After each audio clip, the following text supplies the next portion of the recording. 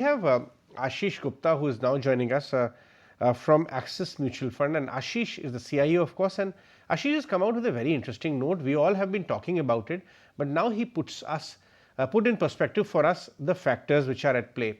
Ashish, afternoon. Thank you so much for your time. This entire issue of constant supplies, large private equity guys are offloading, opportunistic sales coming in from promoters, and generally we are witnessing that large issuances are actually happening. Historically, we have seen one large R power kind of a issue or some other would come and suddenly take away all the liquidity of the market. But this time there's a tug of war happening between supply and demand. How are you analyzing that? What kind of numbers is your research throwing up? Sure. Thank you for having me on the show. So I think it's quite an interesting phenomenon. I think it also indicates that the markets have come of age. It is not one or two issuances or one source of demand that is really driving the market. And I think the beauty of the market is that it's a free market, and like any free market, if you see increase in demand, there's a increase in price. And in our case, in equity market, we define really price as valuation. And as valuations have moved up, we are seeing an increase in supply. And increase in supply, so to speak, is coming from multiple factors. There are companies that are raising equity. There are companies that are listing. So the IPOs that you are seeing coming to the market, we have increasing amount of selling from private equity, and promoters, both Indian and multinationals, are also offloading stakes.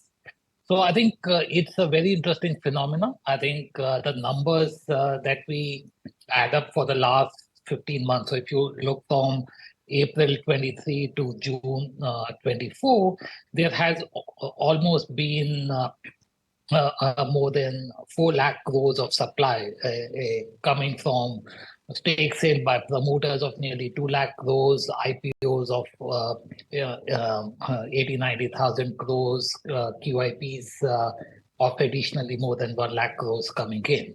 So I think that has been there, and I think we need to put it in the context of really just the demand side. And within demand, I think there has been a lot of focus on SIP flows and mutual fund flows. But the interesting part is now the supply is more than the net inflows into equity mutual funds. So to put it in context, last year, or actually last 15 months, the total net inflow into mutual fund was about 3 lakh crores. So the supply actually was already, even last year, larger than the flows to mutual fund. But what kept the market momentum going was that we had FIIs also being a buyer. We had a direct retail purchase of equity also being positive by nearly 2 lakh crores. But these two components are kind of more volatile. So I think the direction of the market is really dependent on how these volatile components behave. And the message we want to give out to investors is that they should expect markets to be volatile, markets to be cyclical. It's unlikely that markets will always be unidirectional. Fair point. So, are you also wanting or drawing attention of the investor community to the point that going forward in this progression from here on in this journey, there could be a point where the supply of paper outstrips the liquidity, and hence market could come under pressure because of that, and we should be cognizant of that fact, because up till now historically one large IPO has made a market top, but now recurrent ones are coming, so that could also kind of be a risk for the market. Yes, absolutely. So let's look at what is kind of more certain and what is uncertain, right? Really about 1.5, 2 lakh crores of demand for equities is certain, because that is coming from SIPs into mutual funds which are committed. That is coming from EPFO allocations that are committed. That is coming from the insurance sector, which invests a steady amount into the market.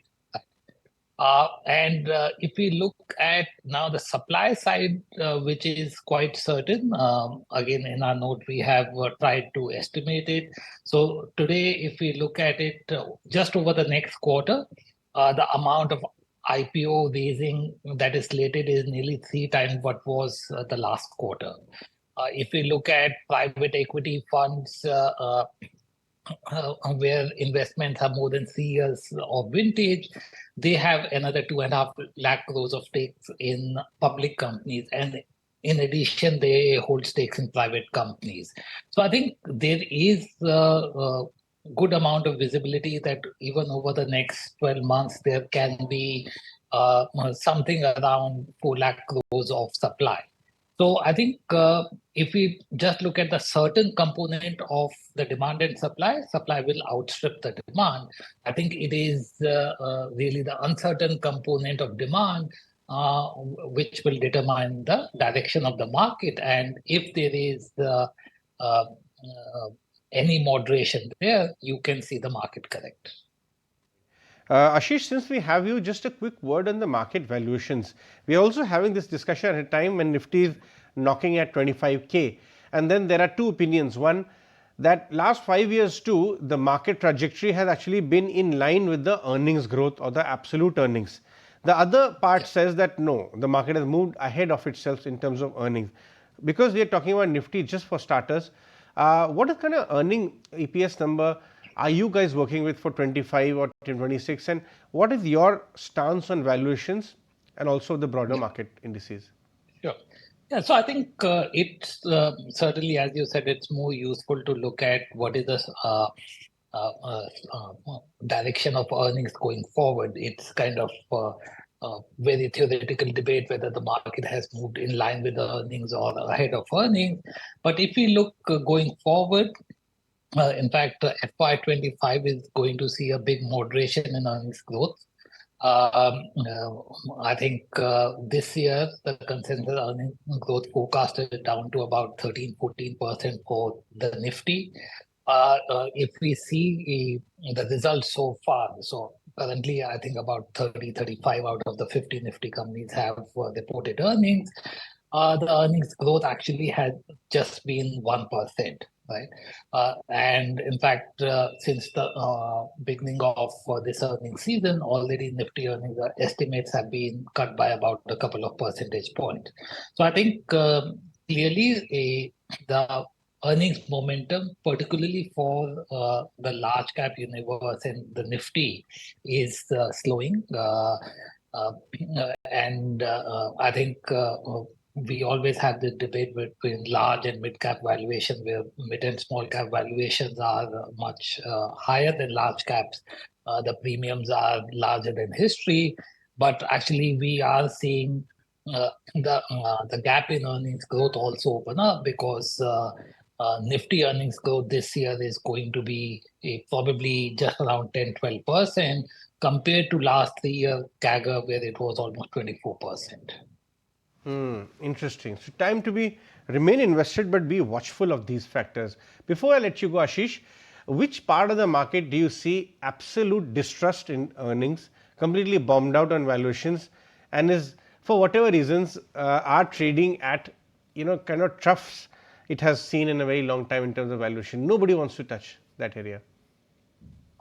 Very few. I think really we have sectors that have underperformed. So we have consumer staples that has underperformed. IT services had underperformed till recently. Financial sector has underperformed. But many of these sectors are not still trading at bombed out valuations. Only among these three, financial is a sector where valuations are lower than historic multiples. But even if you see IT services, the valuations are in line or actually premium to what they have historically traded. So that makes it very difficult to have a very strong contrarian view on sectors like IT services. Right. All right, Ashish, we'll let you go on that one. Thanks so much for joining us on the show today. Thank you. Always interesting chats with you.